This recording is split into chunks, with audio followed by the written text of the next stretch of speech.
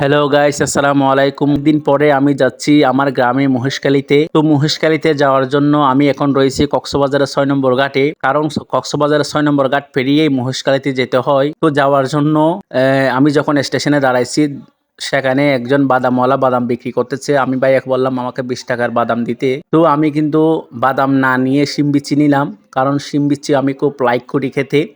ভাইয়া কত সুন্দর করে ওজনের মেপে আমাকে ২০ টাকার শিম বিচি দিচ্ছে।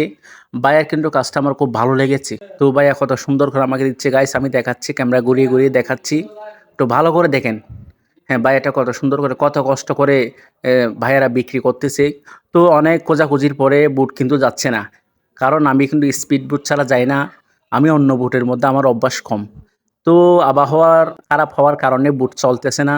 ভাইয়াকে রিকোয়েস্ট করে আমরা ৪ জন একটা স্পিড বুটে উঠলাম। ওঠার পরে এই যে গাইস দেখাচ্ছি এখন বুট এ করতেছে ভাইয়া। দেখতেছেন গাইস, বুট ছেড়ে দিছে। মহেশখালীর উদ্দেশ্যে রওনা হয়ে গেছে বুট।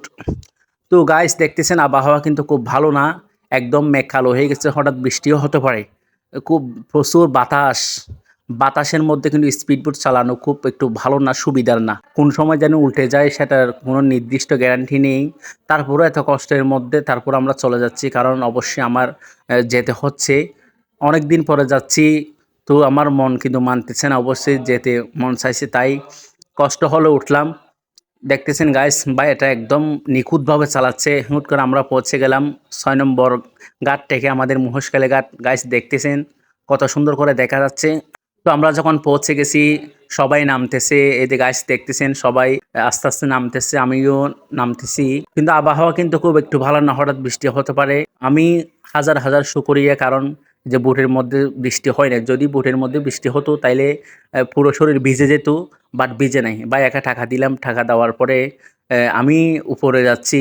দেখতেছেন গাইস, এটা হচ্ছে মহেশখালী ঘাট।